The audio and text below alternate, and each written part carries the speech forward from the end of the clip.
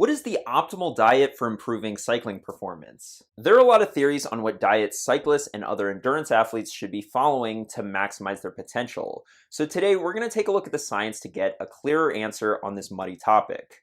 The good news is that it doesn't need to be nearly as complicated as a lot of people make it out to be.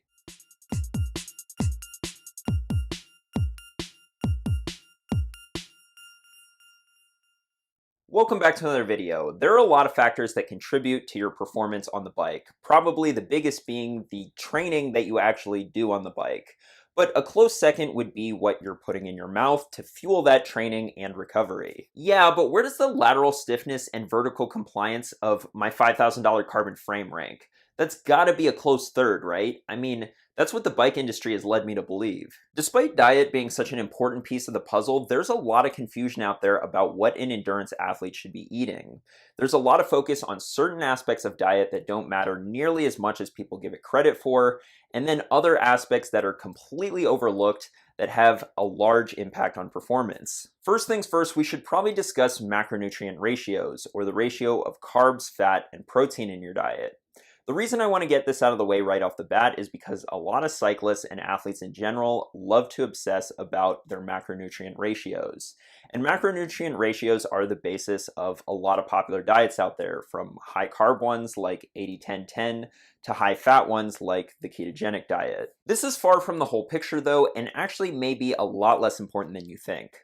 With that being said though, you can definitely screw this up by going too extreme with one macronutrient, and that goes for going too extreme with carbs, fat, and protein. Let's not forget that going overboard on one macronutrient usually comes at the cost of another macronutrient. For example, if you're really trying to pound in the carbs all the time, you may be consuming a lot less fat. And while fat isn't the primary fuel source for training, it's still important. In this review article on the optimal composition of an athlete's diet, they state that lower dietary fat intakes are correlated with reduced resting serum testosterone concentrations in males and with menstrual dysfunction and its associated disorders in females. Dietary fat intake doesn't need to be high at just 20 to 25% for athletes, but it still needs to be present. The same goes for protein. If higher protein intakes result in an insufficient carbohydrate intake, this increases the likelihood of a negative impact on training capability when training loads are high. That being said, going too extreme with macronutrient ratios is something that's commonly seen with fat, because for whatever reason, the ketogenic and other low-carb diets have gained a lot of popularity amongst endurance athletes. And I say for whatever reason because if you actually look at the science, you'll find that there is no reason. In this review on carbohydrate dependence in endurance athletes, they concluded that despite renewed popular interest in high-fat, low-carbohydrate diets for endurance sports, fat-rich diets do not spare carbohydrates or improve training capacity and performance, but instead directly impair rates of muscle glycogenolysis and energy flux. I could go on and on about how low-carb diets are not optimal for endurance sports, and I have in other videos, and you can check those out if you still aren't convinced, but for the sake of time, let's move on to carbs and protein. As I said earlier, carbs are your source of fuel as an endurance athlete, and the research on this is abundantly clear. For example, this 2011 meta-analysis on the topic looked at 88 randomized crossover studies on carbohydrate consumption and endurance performance, and came to the conclusion that carbohydrates show a large benefit to performance. Being well fed with carbohydrates for high intensity days or long rides is crucial if you want to get the most out of that workout. However, that doesn't mean that you need to eat a ton of carbs all the time. For low intensity days or days where you don't ride at all, you may want to reduce the number of calories you're eating that day, mainly by reducing the amount of carb-rich foods that you're eating. And now we get to everyone's favorite macronutrient, the macronutrient that can do no wrong, that you should supposedly be shoveling in your face constantly, and that is protein. Given the sarcastic tone of that last sentence, you may think that I'm not that big a fan of protein, or that I think it's overrated. Well, actually, it is the most overrated macronutrient, but that doesn't mean that it's not important. Protein is critically important, especially for athletes. From this review on protein for athlete weight loss, the requirement for protein to sustain lean mass increases while in negative energy balance, and protein as a macronutrient may have advantages with respect to satiety, and it may allow greater fat loss during a negative energy balance. Okay, we know that protein is important, but how critical is it that you hyper focus on protein like so many cyclists do? Making sure that every meal is high in protein, checking labels for the amount of protein a given food has, taking protein supplements, etc. Back to this review, they state that some athletes have become overzealous with their focus on consuming protein. Although there are no convincing arguments regarding the danger of excessive protein intakes, it is known that excess protein cannot be stored and that it is simply oxidized. One potential problem with over-worrying about getting enough protein is that it may come at the expense of another macronutrient, most notably carbohydrates. But hold up, Dylan, don't athletes who need to recover from intense exercise require more protein? Well, yes, but not nearly as much as you might think. This review on protein requirements for endurance athletes states that for the well-trained endurance athlete training 4 to 5 times per week, there appears to be a very modest increase in dietary protein requirements of only 20 to 25%. For the top sport elite endurance athletes, the increase in dietary protein intake may be up to 1.6 grams of protein per kilogram of body weight per day, and while this sounds like a lot, there's no need for supplementation with a mixed diet providing adequate energy, and only 10 to 15% coming from dietary protein. For example, an energy intake of about 3,500 calories per day would amount to about 125 grams of protein per day, or about 1.7 grams per kilogram of body weight per day. So while protein is important, it's actually not in short supply, and as an endurance athlete who needs to consume more calories per day to begin with, getting enough is rarely an issue. If you're not getting enough protein, it will lead to slower recovery and other potential issues, but the number of people not getting enough protein is staggeringly low. From this USDA survey, the number of Americans who don't get enough protein is only 3%, and clearly it's not the nutrient we should be most concerned about. My advice on protein is simple. If you're eating a well-balanced diet with a variety of whole foods, not processed ones, and you're eating enough to meet your caloric needs, especially as an endurance athlete who needs to eat more to begin with, then getting enough protein is not really something that you need to worry about, and protein supplementation is largely unnecessary. Dude, are you trying to kill our business here? Look, guys, getting your protein from real food is like actually studying for a test instead of just sitting next to the nerdy kid in math class and copying off of their answer. Yeah, it's the wholesome thing to do, but would you rather be wholesome or get an A? Or, in this case, crush skulls in a D race on Zwift? This is actually the approach that you should take with all 3 macronutrients. Sure, consume more carbohydrates before, during, and after hard training sessions and/or races. But other than that, stop concerning yourself with what your exact macronutrient ratio is all the time. If you're eating a wide variety of whole foods, then you'll be fine because there's a lot of wiggle room here, as long as you're not going too extreme in one direction or the other, which you'd have to consciously think about doing anyway. With macronutrients out of the way, let's get to what really matters, which is what are you actually eating? This gets a lot less attention than the carbs, fats, and protein debate, but is arguably more important. I already alluded to what you should be focusing on earlier, and that is getting in a variety of whole foods, and these should be mostly plant foods. Why is this important? Well, let's start with weight loss. Most of us could stand to lose a few pounds before we spend a couple $100 on a crankset that's 150 grams lighter than the one we currently have.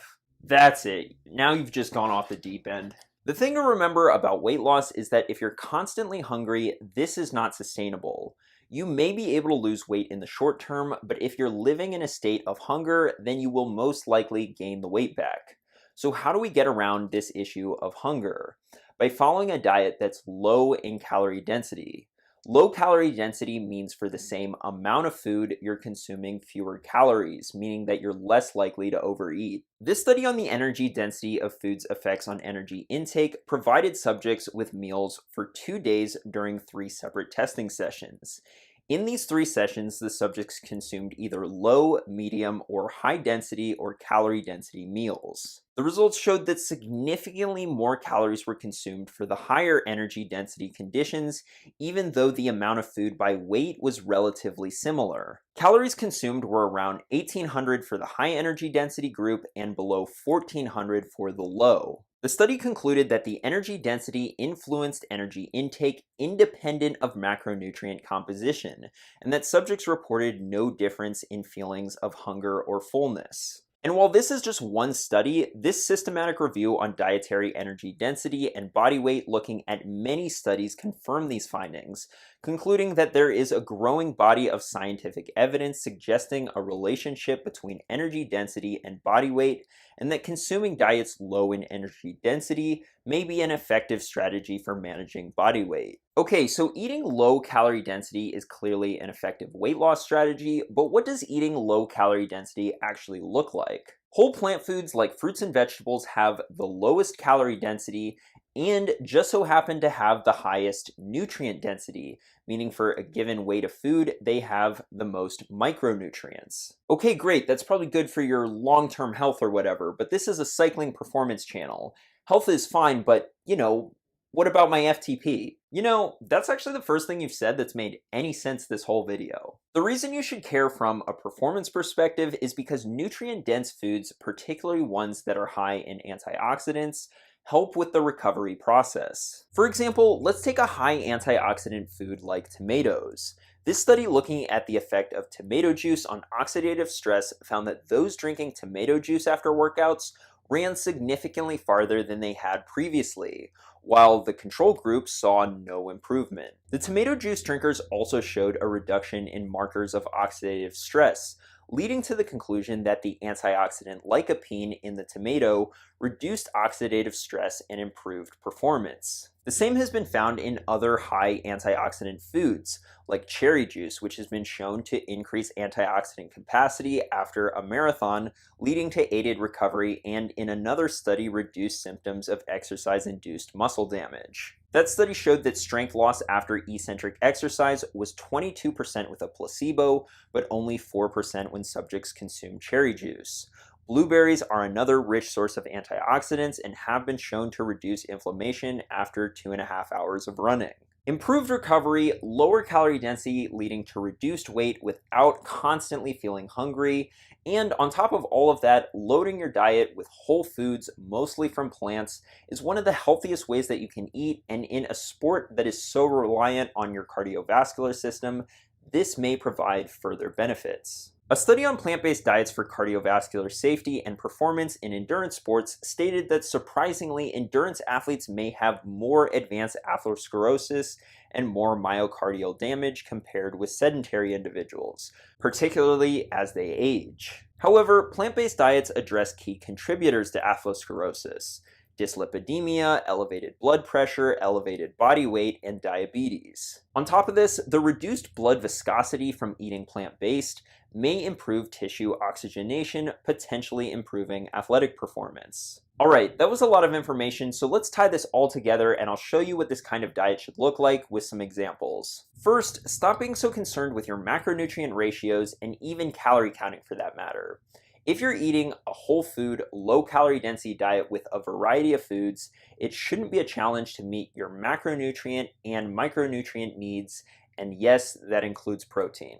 The one exception to this is to make sure that you're getting enough carbohydrates before, during, and after high intensity workouts, long rides, and races to ensure the best possible performance and quickest recovery. You should eat until you're satisfied, and if you're eating low calorie density foods, you can do this and still lose weight if that's a goal for you.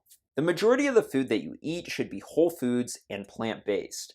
We're talking fruits, vegetables, beans, lentils, sweet potatoes, whole grains like brown rice, quinoa, oats, nuts and seeds, spices like cumin and turmeric, and in fact, spices are packed with those antioxidants that aid in recovery, so they're great to include. A typical day of eating for me might include oatmeal for breakfast with peanut butter or almond butter, and a variety of berries like blueberries, strawberries, blackberries, raspberries, etc., and a banana. Lunch and dinner are usually some sort of grain like rice or quinoa, some sort of legume like beans or lentils, and then a lot of veggies. The more vegetables and or fruits that you include in your meal, the lower the calorie density of that meal will be. So if weight loss is a goal for you, make sure that fruits and vegetables take up the majority of your plate. Thanks for watching. If you enjoyed this video, be sure to give it a like, subscribe for weekly science-based cycling videos just like this one, and share this video with your cycling friends.